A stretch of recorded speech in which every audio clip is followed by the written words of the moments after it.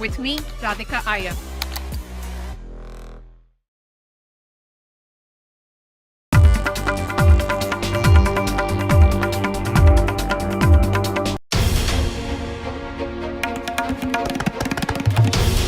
This is NDTV, and you're watching NDTV 24/7.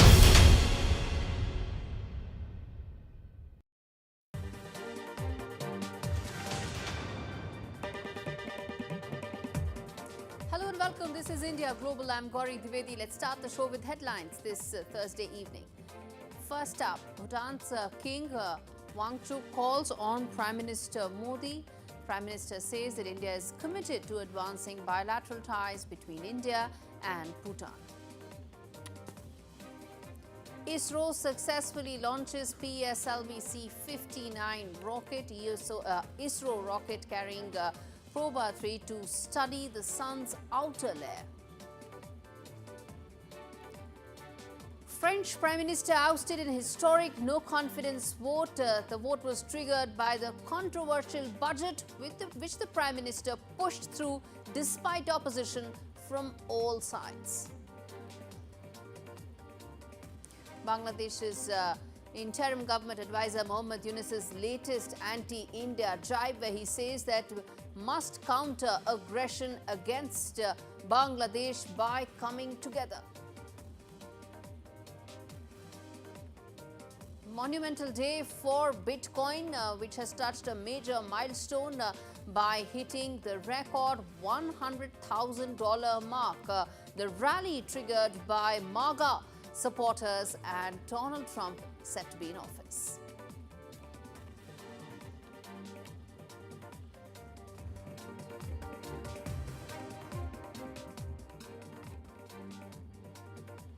All right, the first story that we're starting the show is a very important visit by Bhutanese King Jibe Khesar Namgyal Wangchuk, who's arrived in India for a two-day visit to further cement the ties between India and Bhutan. Wangchuk is accompanied by the Queen and senior officials of his government. The Bhutanese king has met Prime Minister Modi earlier today, where he reiterated India's commitment for the advancement of ties between the two sides. Importantly, this visit comes just days after India and China agreed on a disengagement and have returned to their pre-Galwan 2020 patrolling sites. And that's the important part. After that is this visit coming in. Let's get in Mohammad Ghazali to really fill us in with the very latest on this. Ghazali, good to have you on the show. The fact is, this visit is important because Bhutan, of course, looks up to India when it comes to its security matters. And second, that India and China have been able to resolve parts of the thorny issues that led to the Galwan clash. Oh yes, certainly. That's a big achievement for the Indian diplomacy, that it managed to achieve that disengagement plan and activate it after 4 years of the clash at Galwan. Why this visit is significant, how China is involved, as you rightly pointed out, because when it comes to Doklam, there is a border dispute between China and Bhutan as well. And India has been keenly watching, because last year both the countries, China and Bhutan, had said that they will resolve this dispute, and India has been keenly watching because India is also a stakeholder there.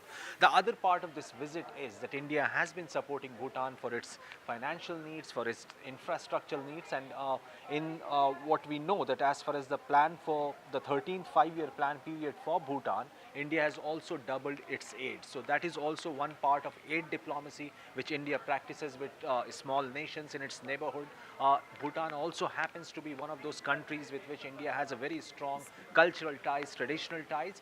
And this time around, when Prime Minister met with the King of Bhutan, there was also, beyond these connectivity and infrastructure issues, India has also committed to have cooperation in developing and having ties when it comes to space sector, technology sector, and certainly being a big brotherly nation, India will be supporting in these sectors to Bhutan through financial aid, through technology and other sectors as well. All right, Mohammad Ghazali, appreciate you joining us to fill us in with a very important visit that really could be the next game changer as far as the region is concerned.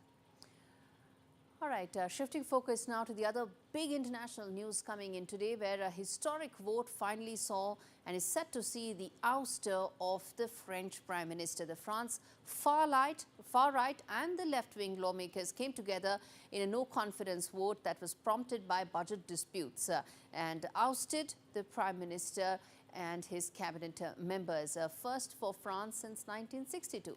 A conservative appointed in September, Barnier becomes the shortest-serving Prime Minister in France's modern history. And the French President Macron now has to pick his sixth Prime Minister in 7 years. He remains in office, he remains untouched by these developments, but what happens is that not only is his political capital eroded to some extent, how will he pass his budget? Because elections cannot take place till next year. So how is he going to ensure that with a fractured polity, he will be able to pass the budget? And that is a big question, with many opposition politicians increasingly calling for Macron to now resign. But he has insisted he will serve the full term out. All right, let's quickly now get in Mr. Nicholas joining us live from England to fill us in with how he views this situation and how he feels this is really likely to pan out. Nicholas, appreciate you taking out the time and speaking to me on India Global. As things stand right now, the political logjam that Paris has been in ever since the elections this year, it was a snap election. Why Macron did it is a separate story, and what was he thinking is a separate story.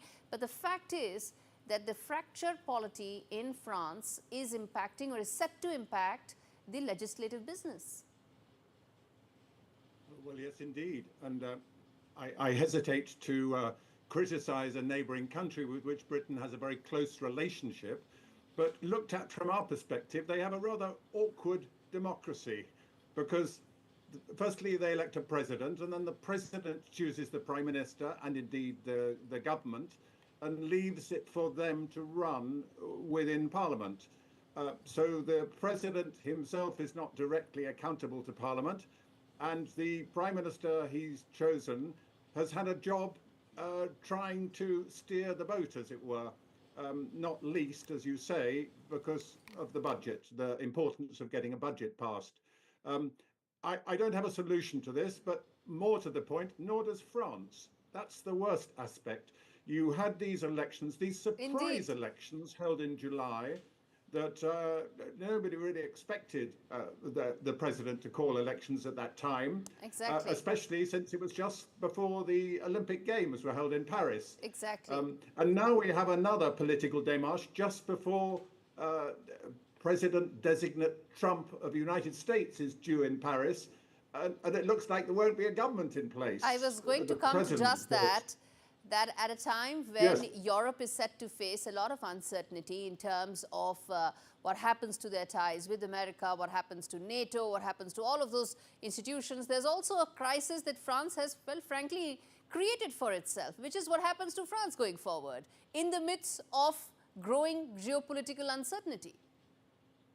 I think you know it so well, you don't really need me. But anyway, I agree with the points you're making. And this is really why France matters, because of its relationship with other countries. It is a key state within the European Union, and the other key state, Germany, is also in a bit of a mess with elections due in February.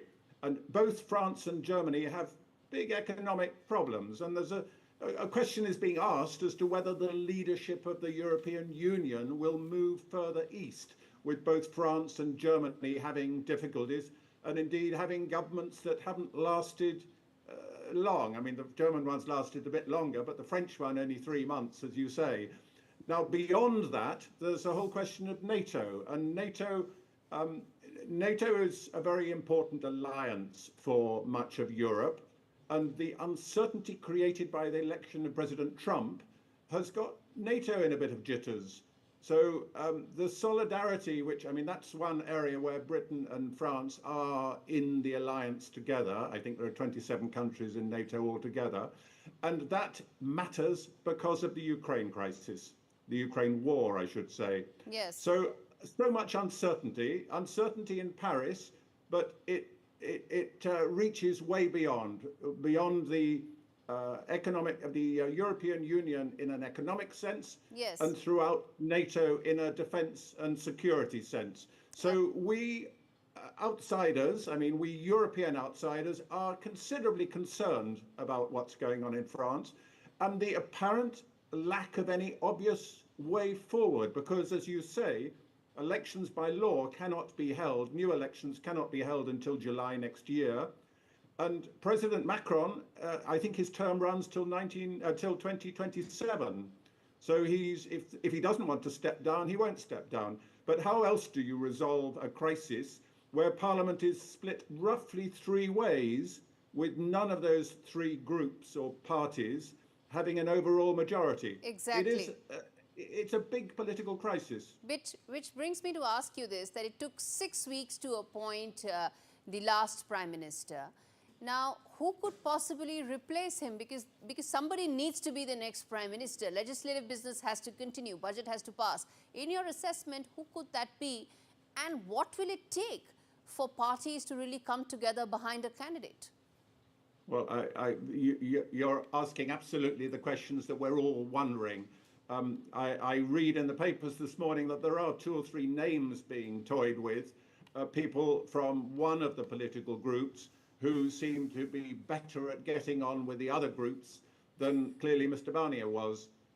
So there are names in the ring, but as to how long it'll take to appoint a new Prime Minister, the expectation is that Mr. Macron, to save himself really, will appoint somebody before President Trump arrives at the weekend. So it's got to be within 2 or 3 days. So there are candidates, but what you won't see happen is that one of the prominent party leaders will be appointed, because, well, arguably they're part of the problem. They are rowing, and the ability to create a coalition from this divided parliament seems minimal. But partly because of President Trump coming, and partly because of the need to get a budget through. When the Prime Minister resigned, the draft budget collapsed.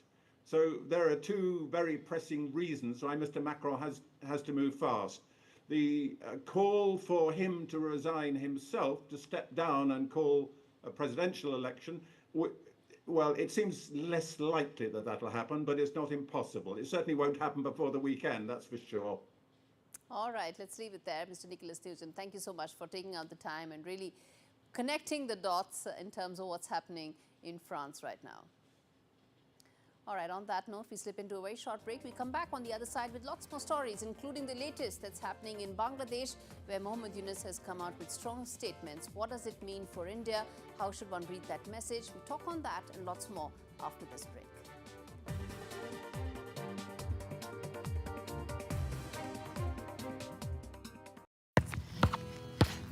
Some people think life slows down in your 50s, but I've got a few rounds left to go. And I don't want my lot to have to worry about funeral costs. Let them spend their money on nicer things.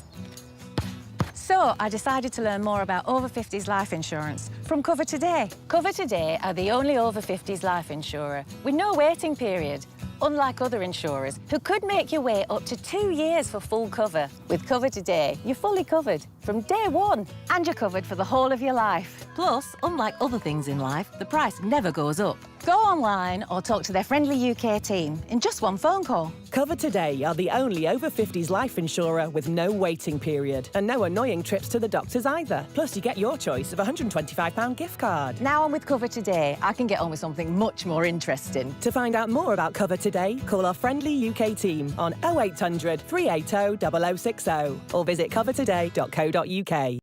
Visit bingoaliens.com/bingo for a cosmic range of bingo games, taking bingo to another dimension at bingoaliens.com/bingo. Hello? Hello? I need help. Hello? I desperately need a place to stay. Every 10 minutes, we get a call like this from another homeless young person. This Christmas, we're expecting more frightened young people to call the Centrepoint helpline than ever before. We must answer their calls. Please, text SAFE to 70755 or search Centrepoint 5 online to start your gift of just £5 a month. In the months ahead, you'll know your gift is helping more homeless young people get the safety and support they urgently need. Thank you.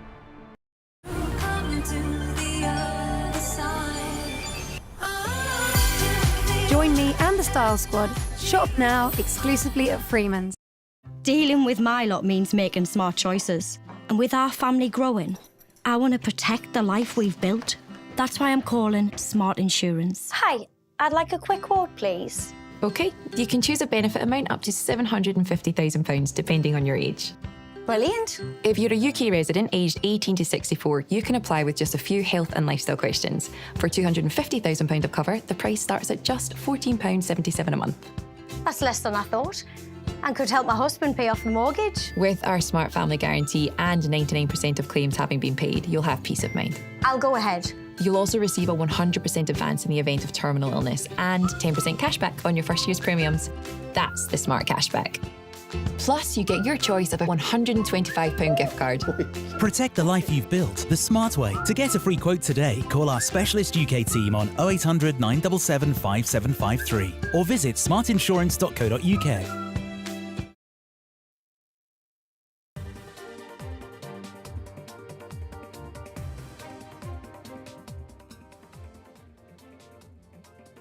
Welcome back. You're watching India Global. It's now time to turn our focus to the latest as far as Trump 2.0 is concerned. Now, in countdown to Trump 2.0, we tell our viewers really now in terms of the cabinet formation that is set to take place as far as President-elect Donald Trump is concerned. He'll be sworn in. He'll take the office of oath of office on the 20th of January. But what happens to his cabinet colleagues? He's made a lot of appointments. How do that get confirmed? How long will that take place? And what's the process like is exactly what this report will tell you, viewers. The United States Senate confirmation process is a crucial step in appointing key positions within the government. Now, from the President's nomination to committee reviews, financial checks and full Senate votes, this complex procedure can take months. Let's break down how it works and what factors might delay it. The US President nominates a candidate for a key position, such as cabinet officer or a judge. Step 2 is the committee review. The Senate committee responsible for that department or role conducts a hearing. For example, Senate Foreign Relations Committee holds a hearing for the Secretary of State. Senate Finance Committee holds a hearing for the Secretary of Treasury. These hearings often include questioning the nominee about their qualifications, past decisions, and views on policy issues. Step 3, financial and background checks. Nominees must submit financial disclosure forms and undergo background investigations to ensure they meet ethical and legal standards. Step 4, committee vote. After the hearings, the committee votes on whether to approve or reject the nominee. The vote is based on the majority of committee members. Step 5, a full Senate vote. If the committee approves the nominee, the full Senate votes. A simple majority, which is 51 votes, is required to confirm the nominee. Step 6, confirmation or denial. If confirmed, the nominee assumes the position. If rejected, the President may nominate someone else. Now, how long does the Senate confirmation process take? Well, as of November 2024, the average time for confirming a presidential appointment has risen to about 192 days. That's about 6 to 7 months. But under US President Ronald Reagan, the process took about 69 days on average. However, confirmations for cabinet secretaries are usually quicker, averaging around 25 days since the year 1981. In terms of the slip-ups, when do things go wrong in the Senate confirmation process? Well, you see, many potential nominees are quietly scuttled before being publicly nominated. In terms of reasons for withdrawal, the administration may conclude the candidate won't win Senate approval, so they are never nominated. Examples of nominees who have withdrawn before confirmation include Matt Gaetz, Trump's initial pick for Attorney General. Other high-profile withdrawals also include Neera Tanden, Biden's OMB nominee, and Andrew Pulster, Trump's Labor Secretary nominee. They have had their nominations pulled in the past. But why do these failures matter? Well, withdrawn or rejected nominees can delay the filling of important government roles, affecting policy planning and public services. Parmeshwar Bava for NDTV. Shifting focus now to ISRO, the Indian Space Research Organization's workhorse rocket PSLV today successfully achieved its launch objectives, deploying the European Space Agency Probe 3 satellite into its designated orbit with precision. The PSLV rocket lifted off today at 4:04 p.m. from the Sriharikota launch station in Andhra Pradesh, carrying the Proba 3 satellites. The launch was postponed yesterday after an anomaly was detected in the satellites. In the 61st flight, the rocket will launch a unique pair of European Space Agency satellites designed to simulate a total solar eclipse through precision formation flying in space. ISRO stated that the vehicle will place the Proba 3 spacecraft into a highly elliptical orbit as part of a dedicated commercial mission under New Space India Limited, or NSIL, ISRO's commercial arm. All right, let's get in my colleague Pallava Bagla to really give us a detailed understanding of why this is significant, why it matters, and why it's such an important milestone as far as ISRO is concerned. Go ahead, Pallava, explain to us and our viewers. Well, it is a very prestigious mission for the world. It's a multi-million-dollar European satellite. The European Space Agency tasked the Indian Space Research Organization to launch their very expensive and very unique satellite. A Proba 3 cost about $210 million. And this was a commercial launch by the commercial arm of ISRO, New Space India Limited. So a very prestigious launch, and also India will earn some dollars from it. The Proba 3 satellites are for the first time going to show formation flying in space. One has seen formation flying of aeroplanes in the air acrobatics team, but for the first time, 2 satellites will perform in the near vacuum of space formation flying to mimic a total solar eclipse. The sun is so little understood that scientists in the world are trying to decipher its many mysteries. As of now, in a century, there are just 60 eclipses which last about 10 minutes, so scientists don't get opportunity to study the sun during a total solar eclipse, meaning a natural one. Whereas this Proba 3 satellite will create a total solar eclipse artificially in space, which will last for 6 hours. So many mysteries of the sun will be deciphered through the Proba 3 satellite. And now that ISRO has given the European Space Agency a precise and perfect orbit, as they said, the mission should last a long time. So very important mission for the world and a very prestigious mission for the European Space Agency. India launched it successfully, and India also earned handsomely from this mission, as it was a commercial launch by New Space India Limited. A big day for India's space program. All right, Mr. Pallava Bagla, science editor of NDTV, really explaining it to us in detail as to why this is significant, why it matters, and why it's a milestone. Appreciate you taking out the time. All right, on that note, we slip into a very short break. We come back on the other side with lots more stories, including the latest that's happening in Bangladesh. Stay with us.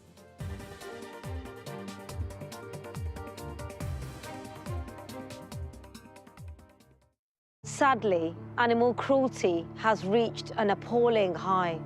It's the worst animal rescue emergency in our recent history, and we urgently need your help. The RSPCA is the only charity in England and Wales dedicated to animals of every kind. Without us, those facing serious abuse and neglect would simply not be saved.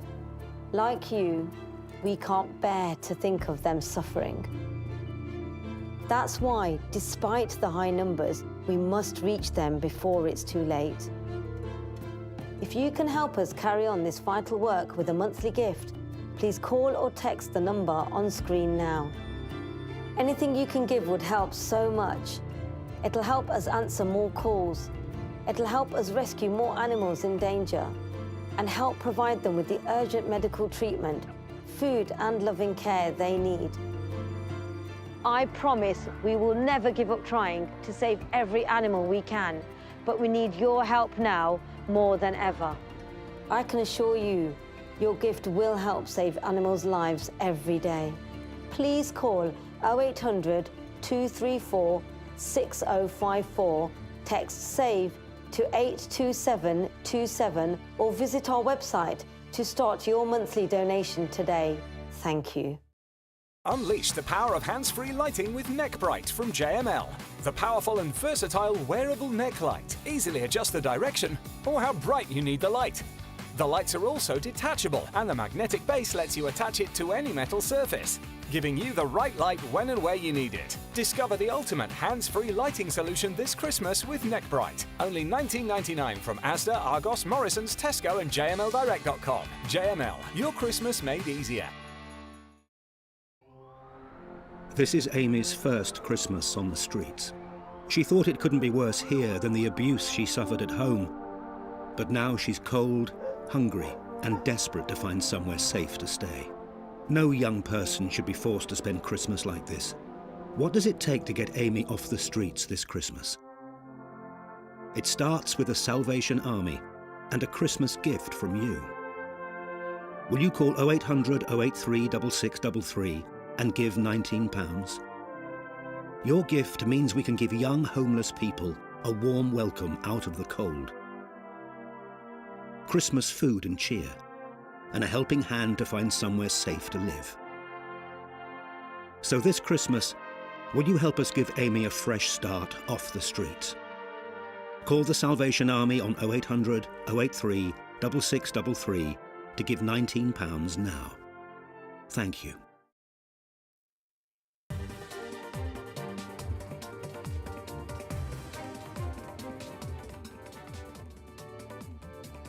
This is India Global. I'm Gaurie, Dwivedi. We now turn our attention to the latest that's happening in Bangladesh, where Mohammed Yunus, who is the advisor of the interim government, has come out with the latest jibe, which clearly seems to be targeting India. In fact, Mohammed Yunus is learned to have said that must counter aggression against Bangladesh. He's also asked that that he has asked all political parties to unite against what he feels is an attack against Bangladesh. And when he, of course, asked some of the political parties and outfits to come together, Sheikh Hasina's Awami League was kept out of that discussion. This was the first meeting of all of political parties and political stakeholders to come together. Now, the question we ask, what's behind the latest jibe by Mohammed Yunus as he met parties on the India-Bangladesh ties, and why exactly he decided to exclude Awami League, given the fact that he wants to return Bangladesh to a democratic framework, which cannot happen if one party is completely excluded from that setup. Former Prime Minister of Bangladesh, Sheikh Hasina, has called Mohammed Yunus a mastermind behind some of the killings that have taken place in the last couple of weeks, particularly targeting the minorities, not just the Hindus, but also Ahmadiyya Muslims, the Christians, the Buddhists, and all. But Mohammed Yunus's statements, some of them that have come out, has said that people not happy, and in fact, there are some vested interests that are not happy with Bangladesh's freedom after he's talking about after 5th of August, when the student revolution overthrew the Sheikh Hasina government. Former Secretary Vikram Misri is likely to visit Bangladesh to try and ensure that the strain that has come in the present India-Bangladesh relationship, some of that can be tied to and ensure that frayed nerves can possibly be addressed.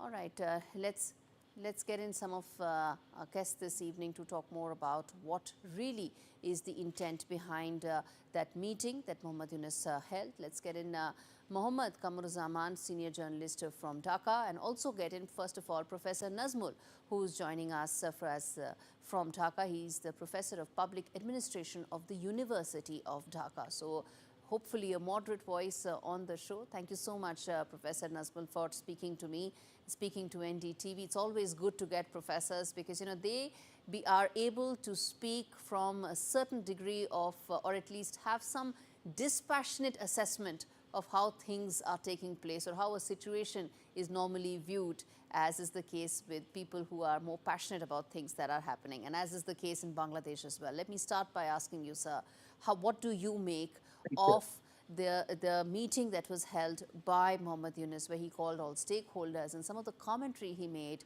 seemed to indicate that it was a direct jibe aimed at India? Well, that was a kind of clarion call on the part of the head of the government, Nobel laureate Professor Dr. Yunus. almost all the parties who were known as anti-Awami League, they were invited. Although there's an exception, LDP delegation actually was turned away from the gate because their name was not mentioned in the guest list. Although the person concerned, Colonel Oli from LDP, and his partner, Radwan Ahmed, were invited by one of the advisors of the government to turn up, but when they arrived, they found that name is not there, the list. And of course, 14 party stakeholders and Jatiya Party, they were also not invited alongside Awami League. It was obvious because they are treated as the villain who were opposed to the students' quota movement. And they were responsible for the killings during that period in July, August. Okay. Let's get in Mohammad Kamruzaman, who is a senior journalist joining me from Dhaka as well. Appreciate you taking out the time. Mohammad, let me start by asking you, what do you make of the commentary that has come in after Mohammad Yunus held a meeting with all stakeholders, and the fact that Awami League was actually excluded from that meeting itself? Is this Mohammad Yunus's efforts and way of ensuring that he completely excludes Awami League from Bangladeshi politics? It's very natural, and I think that even this question is not very suitable, because you know that after month-long movement, when in that movement nearly 2,000 people, mostly students, were brutally murdered, and Sheikh Hasina fled in the wake of a mass uprising. So how can, after that movement, a new government, mostly chosen by the students, how you expect that Awami League will participate in a meeting under that government? So it's very absurd. Even this expectation is not very logical. So why? No, my point is that if Bangladesh has to return to democracy, it has to engage with all political stakeholders, right? That's my point. And that includes all stakeholders. Democracy doesn't mean that when you saw on broad daylight there were murders, there were autocracy in the name of democracy. So majority people's expectation is democracy. So there was a mass upsurge, there was a revolution. So most people expect that this government is the outcome of that movement. And during that movement, due to that movement, Sheikh Hasina fled. And the 15-year-long autocratic regime in the guise of democracy fallen. So how can you expect that democracy means that inclusion of that party? But there's no word on when elections will take place. It doesn't carry any meaning. There's no word on when elections will take place. And then I get in Professor as well. Yeah. Mohammad Kamrzan, yeah. Actually, now there is also anger among the people regarding the role of India. India is a closest neighbor. India can be a friendly country who supported us during our liberation war. But what India did during this student movement, even 9 Hindu people were brutally murdered. There was no voice, there was no statement from Indian side. Just now, after the fall of Sheikh Hasina, after the formation of a government... No, India has all along said that law and order and rule of law needs to be upheld, and that cannot be compromised at any point of time. Let me get in Professor Nazmul as well on this.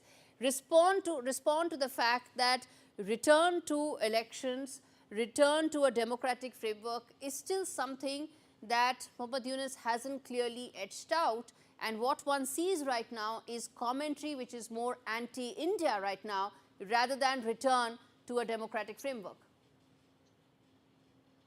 Well, lately the government has formed the election commission, it's kind of an indication that soon there will be a roadmap which will be unfolded, and the D-Day would be announced. It is expected, widely expected, and formation of the Election Commission is the first step towards that end.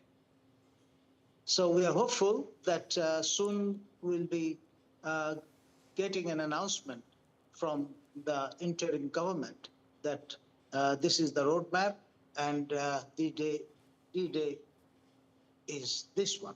And respond to some of the jibe, some of the commentary that was targeted at India, that was aimed at India.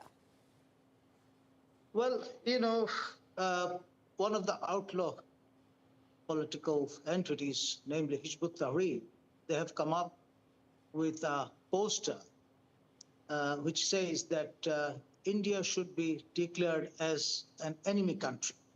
So this is the extreme sort of proposition. From there, on the other side of the axis, people are saying that we want to have respectful, equal, in equal terms, relation with India. India acted as the surrogate mother during our liberation war.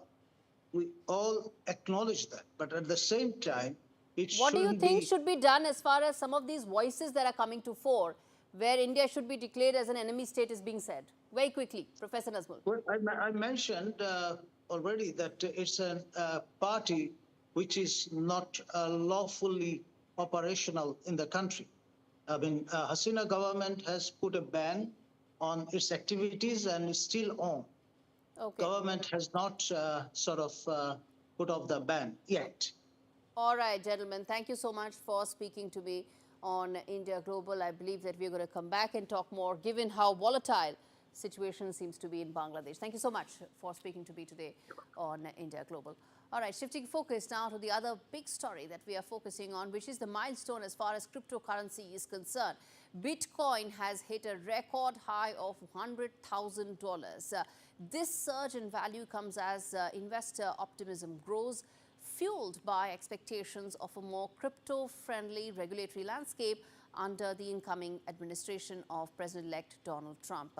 Since the beginning of 2024, Bitcoin's value has more than doubled. In fact, in the past 4 weeks alone, it has risen by 45% following Trump's election win. Here's a closer look at the story in detail.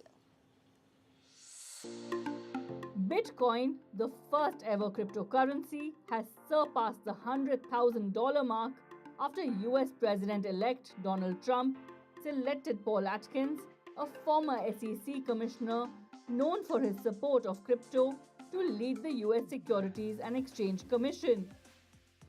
Bitcoin has been consistently surging in trade and has more than doubled in value this year, up about 45% since Donald Trump's sweeping election victory and over 140% year to date.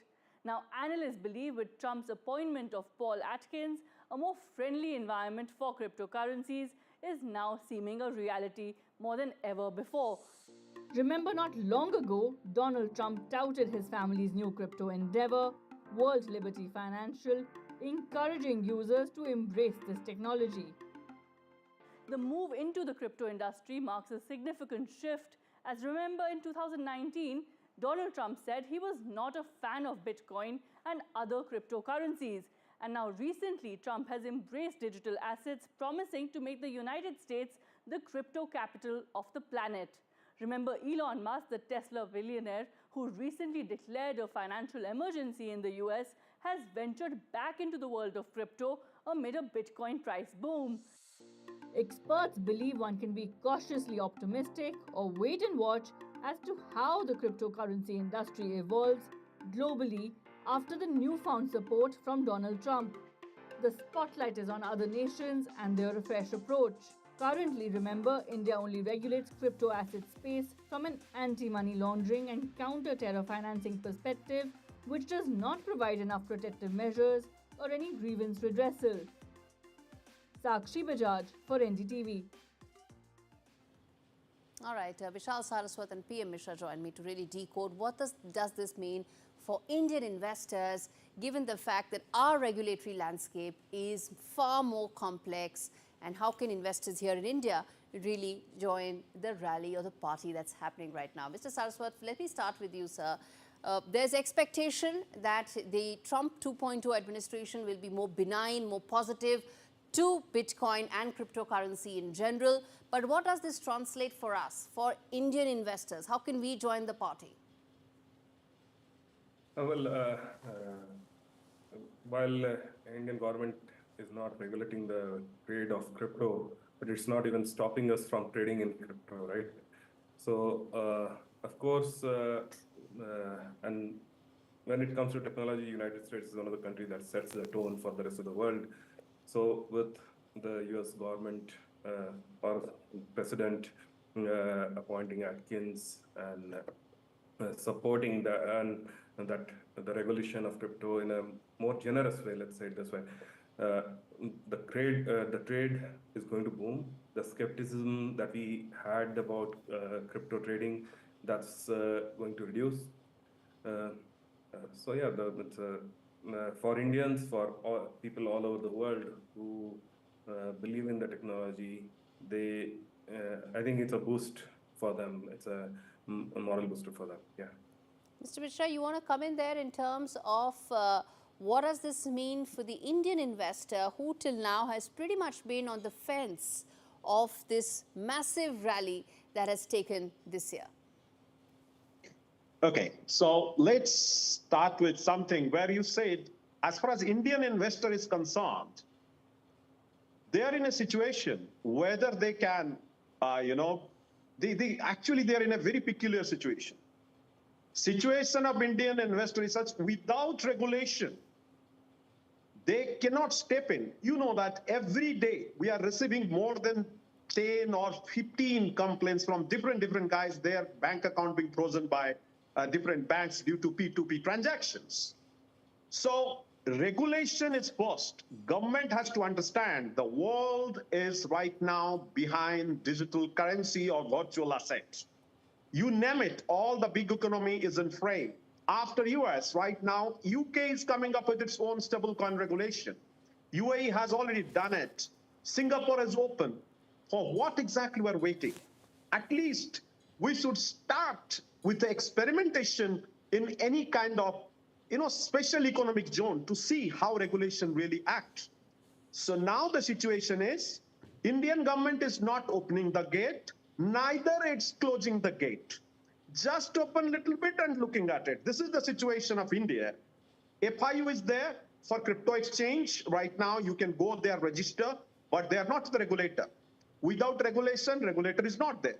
So situation is quite peculiar for Indian investors. And RBI has had a very cautious tone when it comes to cryptocurrencies. They've had a very cautious tone for cryptocurrencies on multiple occasions. They've in fact said that investors should stay away. Do you see that, Mr. Saraswat, that being changed now, given that the global mood and the investor sentiment right now is so positive when it comes to cryptocurrencies? Yes, it's positive all over the world. And as our colleague also mentioned it out, like Indian government has not really completely banned the trading of cryptocurrency. And our current RBI governor, he seems to be pretty mature about the technology, and I do believe that this boost in US, and I'm sure RBI will still be cautious and maybe wait till until the at least till the budget presentation and then decide. But I do look forward. I do expect that the Indian government will also be now increasing their pace on bringing in the regulations. The regulations, bringing in the regulation, the process has started a while back, but at some point it kind of slowed down or maybe plateaued. But I expect it to now pick up the pace and follow the US footsteps. All right, Mr. Mishra, let me then ask you this: that what is it that you would be advising your investors right now? Who would want to be part of this rally? What is it that you would be advising them right now?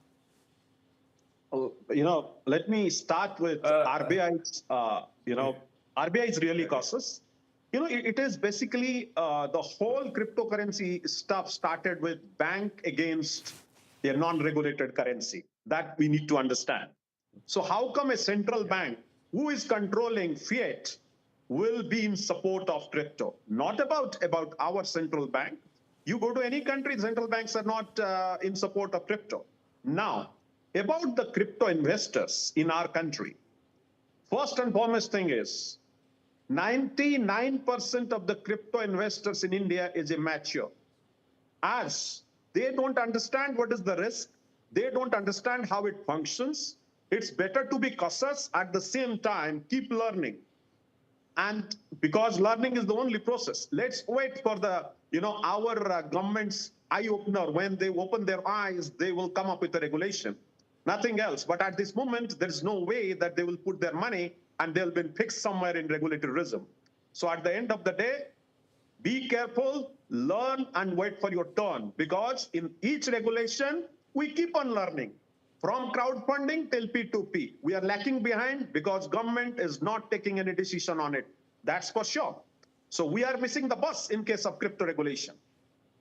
Okay, but come January, the expectation is that there'll be a lot of push as far as digital currencies are concerned, led, of course, by the US, and probably there could be some sort of a global framework or something that could also be put in place, given how bullish the Trump administration is said to be on cryptocurrencies or digital currencies. Mr. Saraswat, do you see that, becoming the inflection point for India to sort of join in as well, or inflection point for India to come up with its own larger regulatory framework? On larger, I don't know, but certainly India has followed the footsteps of the United States or the EU in many aspects, especially when it comes to crypto or cybersecurity topics, right? So here also I expect the government will see that the regulations have picked up the pace and they won't want to stay behind. Technologically, India is quite advanced in technology field. Even in the cryptocurrency, Indians have invested a lot. And, there are tons of startups in India investing in it or working on it or providing some sort of service to the crypto industry. So it's high time that Indian government takes that, yeah, now we need to step in. Now we need to pick up the pace and take some responsibility. Right? Sure.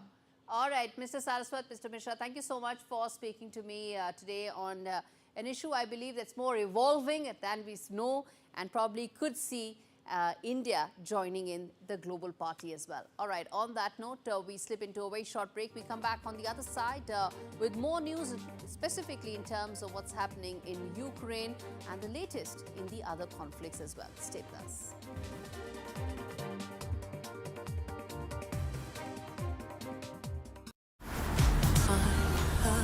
Dreams come true, come to the other side.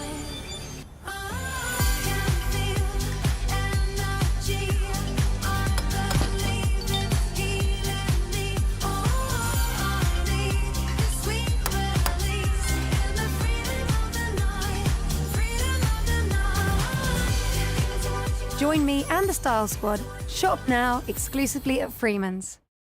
Health isn't someday in the future, it's now. It's same-day GP appointments. Physio without GP referrals. Cancer testing, scans and diagnosis fast. Questions for an expert at any hour about anything. Support that lasts for as long as it takes. Feeling your best every day starts today. Call or go online now for your health insurance quote.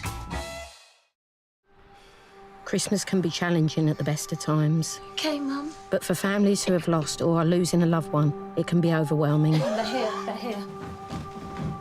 Oh, honey. Hello. So pleased to see you. So amid the anger, could you give £23 to fund an hour of care? In between the stress... It's not too late. No, you're not too late. Could you fund an hour of comfort? And amongst the grief... You're not alone. Could you fund an hour of joy? Okay, Mum. This isn't the kind of Christmas anyone ever wanted. But with your help, we can be there to make it the best one possible. To give £23 for an hour of care, comfort and joy, please call 0800 810 0212, text CARE to 70488 or search Marie Curie Christmas. Thank you. It's been a difficult year for our family. We're finally going through my Tom's things. I want to make him proud, and that starts by making sure our son is protected. Welcome to British Seniors, the UK's #1 rated provider of over 50s life insurance. Hi, I'd like a quick quote. No problem. We're proud to offer our seniors lifetime guarantee. With 100% of claims having been paid, we guarantee your premiums will never go up and that you'll speak to one of our specialists in the UK. That's great. UK residents aged 50 to 80 are guaranteed to be accepted. Depending on your age, your loved ones can get a cash payout up to £10,000. Plus, when you sign up, you'll receive a £135 gift card and free 24/7 GP advice and health services. That money could help with debts or my funeral costs. I'll do it. Be proud to protect your loved ones with British Seniors. To get a free quote today, call our UK team on 0800 158 552 or visit britishseniors.co.uk.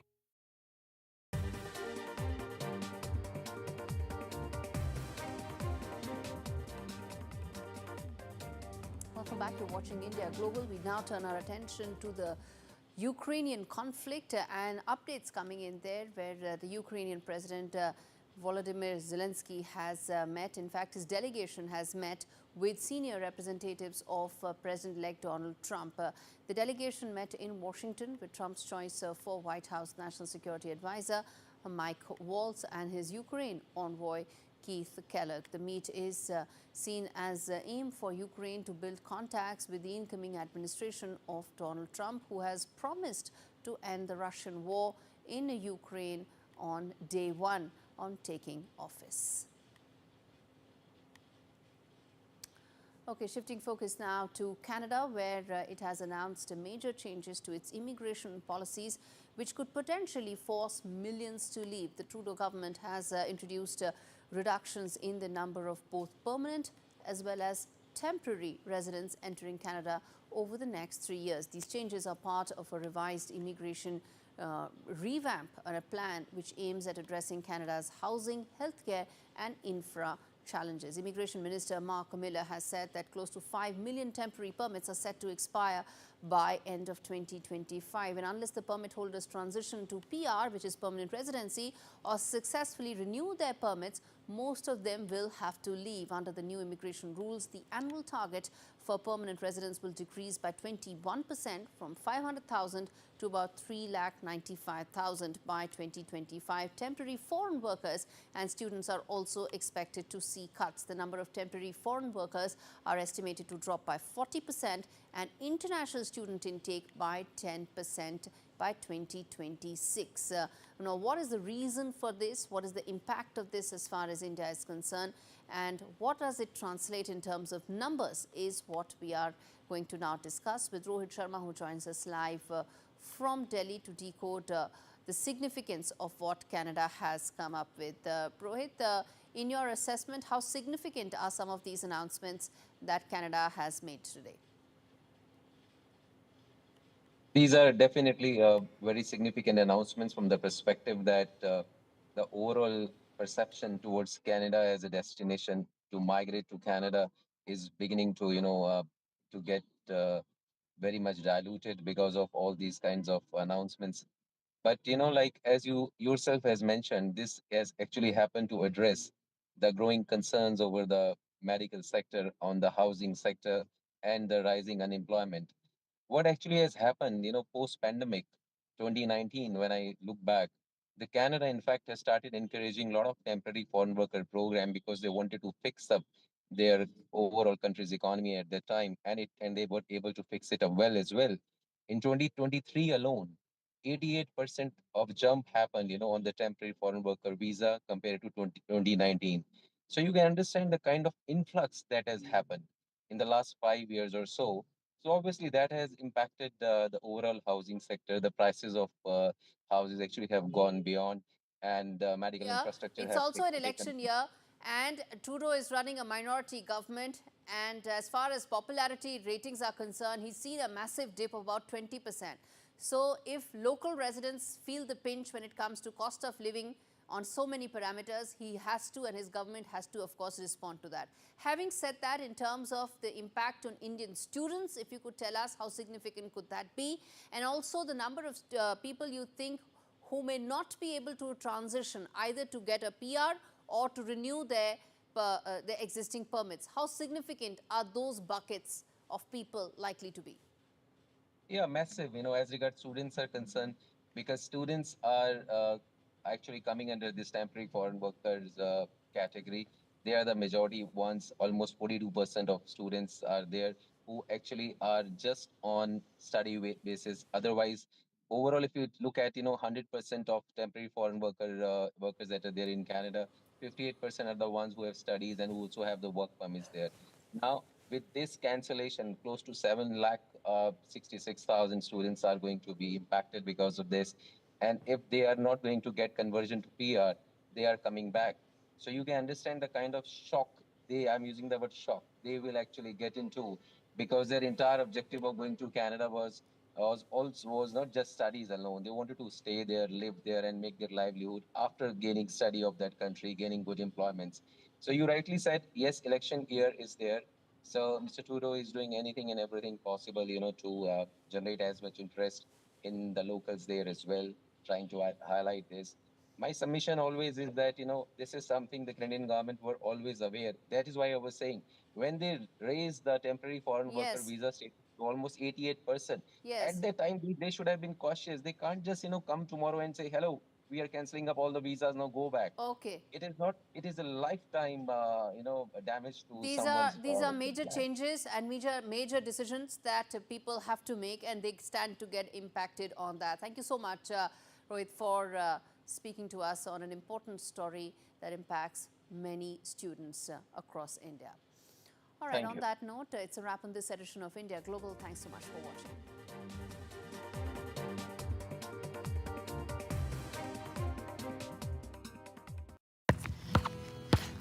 Some people think life slows down in your 50s, but I've got a few rounds left to go.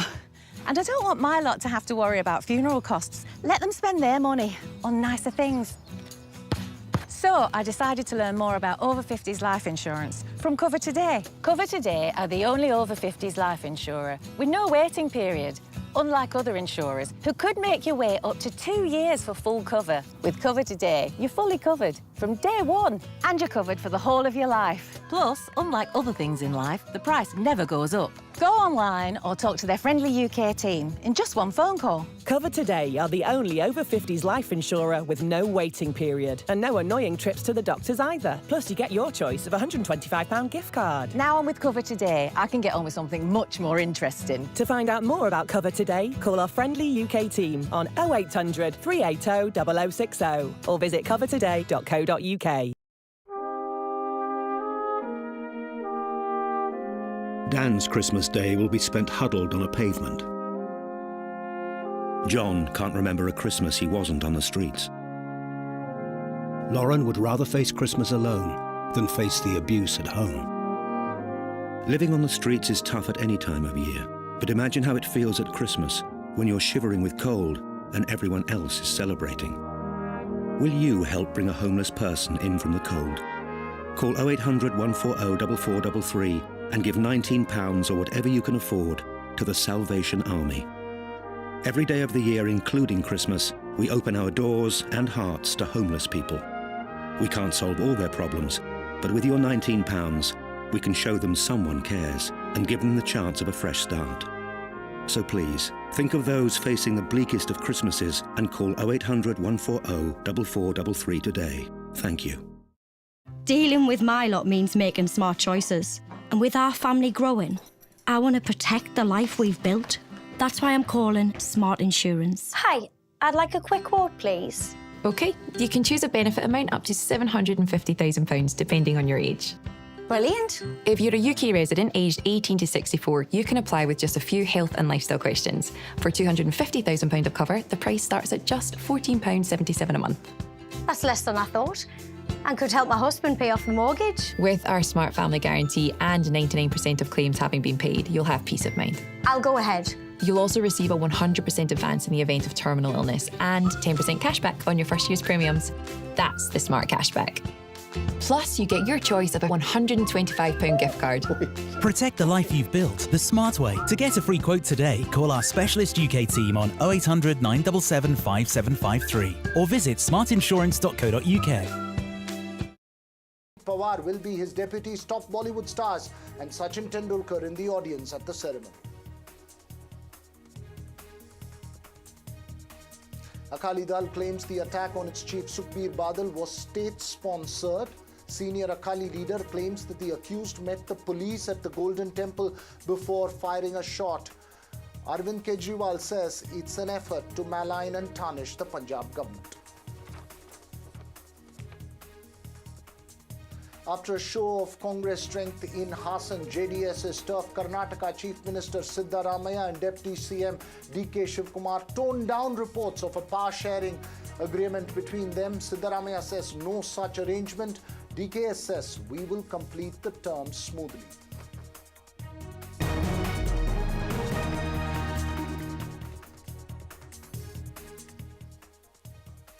First up this evening, as the Congress party and Chief Minister Siddaramaiah put up a show of strength with a massive rally in the JDS's bastion of Hassan. The internal power balance issues between Siddaramaiah and his Deputy Chief Minister DK Shivkumar, who's also the state Congress president, simmered back to focus.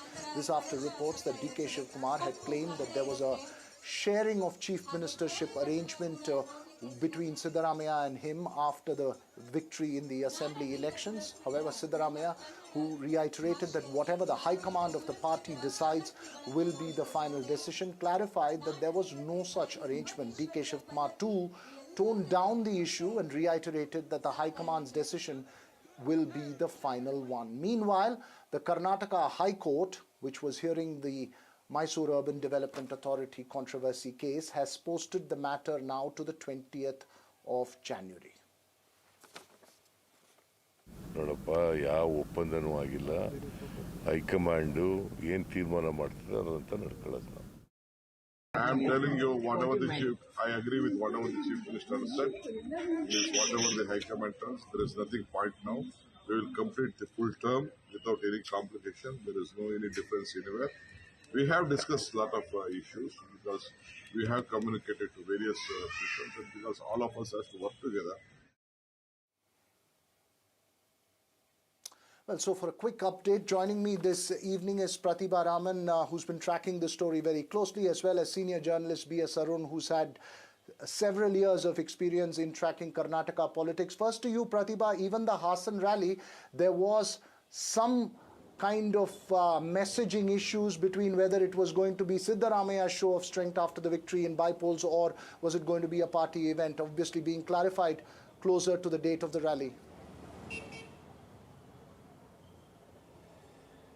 It all started with a rally that was being organized by the Ahinda followers of Siddaramaiah, and this was also touted to be a show of strength, but eventually it turned out to be a formal Congress party rally as well, with both of them joining hands and organizing this rally of sorts. This, on one hand, points to Siddaramaiah trying to display his strength, especially at a time when he is battling the Muda allegations there, and on the other hand, there is also the internal power tussle between Mr. DK Shivkumar as well as Siddaramaiah there. Remember, there was a power-sharing agreement that was talked about during the recent assembly election when Congress stormed back to power here.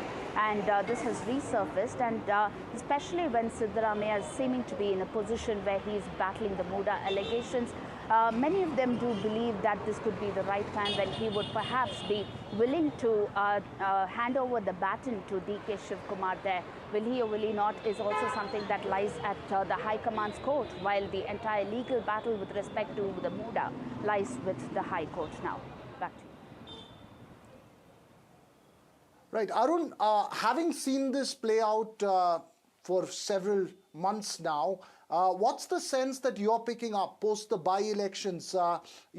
Just the indication that there could be a power-sharing arrangement, and then categorical rejection saying the matter will be with the High Command. Do you see it as simmering of the internal power balance in the Congress, or do you see that it's pretty much clear and settled for the moment?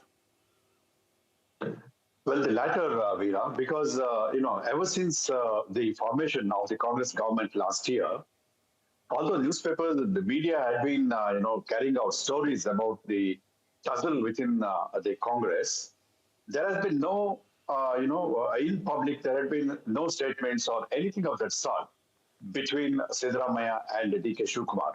To be fair to Shivkumar himself, he had never uttered a word against Siddaramaiah in public. We don't know what has happened internally, but in public, he has always maintained that Congress High Command will decide the things. Although yesterday he gave an interview, it seems, in which he said that he hinted that he would be getting power after 2.5 years, which is late next year. But as I said, that there has been in public at least they have maintained the cordiality. You saw the body language between the two leaders today when you showed the clippings of the Hassan meet, which has been organized, which was organized by the Congress as a celebration of its 3-0 victory over Congress and over BJP and Janata Dal in the Karnataka by-elections. It was also to show that in Hassan, which is the stronghold of H.D. Devegowda and H.D. Kumaraswamy of Janata Dal, they want to show their strength. So this was organized in Hassan particularly because of that, as well as to celebrate the by-election victories. This is also to show that they have remained united and that there is no setback to the Congress despite the cases against Siddaramaiah as regards Muda. Certainly, no one will say the Muda was not a setback to Siddaramaiah. I feel it is a setback, but then the victories in the by-election have really come as a shot in the arm for the Chief Minister as well as the Congress party, Veera.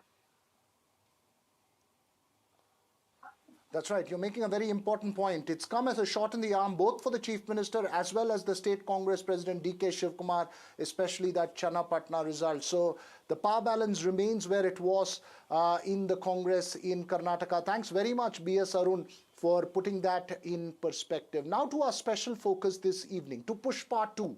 Will it rule the box office? Cited as one of the most expensive films in India with a budget close to 500 crores, the Allu Arjun sequel to his 2021 blockbuster Pushpa hit the screens worldwide. But the release started on a tragic note after a 35-year-old woman in Hyderabad died in the rush to buy tickets and her 8-year-old son had to be hospitalized with injuries. The incident took place at the Sandhya Theatre in the Chikkadpalli area, where there was massive rush to buy tickets for the 9:30 p.m. show on Wednesday evening. The police say that the actor of the film, Allu Arjun, came to the theatre with his security, and there was a huge rush and chaos that ensued and entered the theatre along with him. And with the poor crowd control measures in place there, the woman who had come to watch the film suffocated to death in that melee, and her son had to be hospitalized.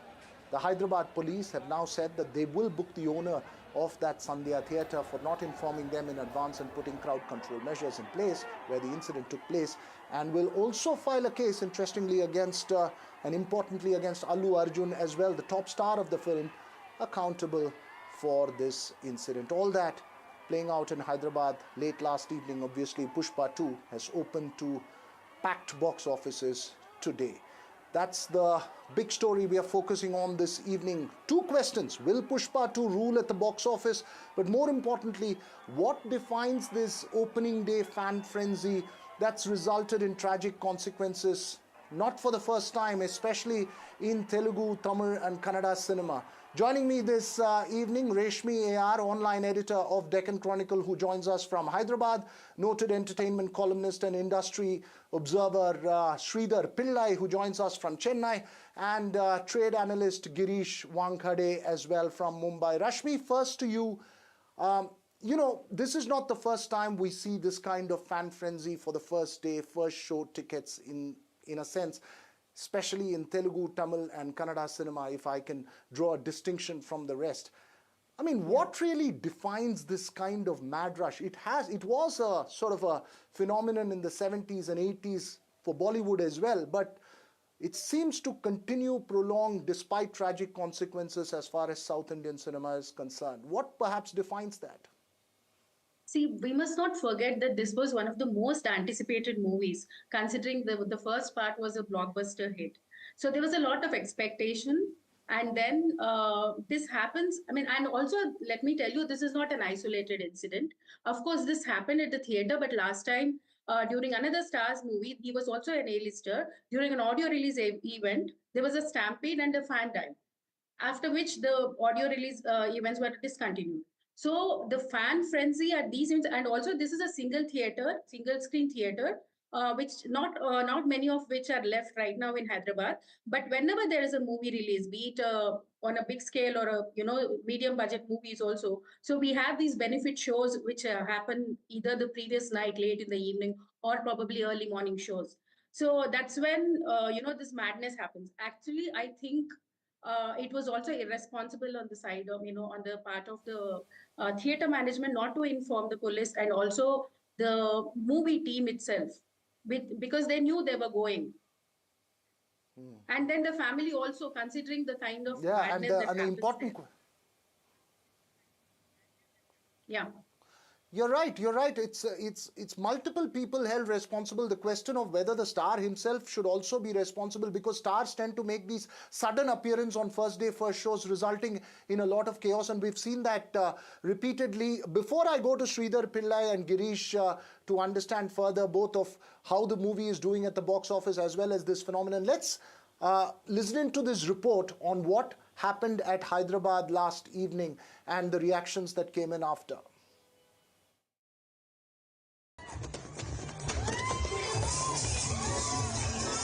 It was a day that Bhaskar, his wife Dwivedi, and their 2 children had eagerly been waiting for. The Allu Arjun fans had their tickets booked for the premiere show of Pushpa, The Rule, at Sandhya Theatre in Hyderabad. Actors Allu Arjun, Rashmika Mandana, and music director Devi Prasad had arrived at the theatre to meet and greet the fans attending the premiere show. However, chaos erupted outside the theatre as the crowd tried to catch a glimpse of the star, and things quickly took a turn for the worse. The theatre's main gate collapsed under the overwhelming pressure of the crowd.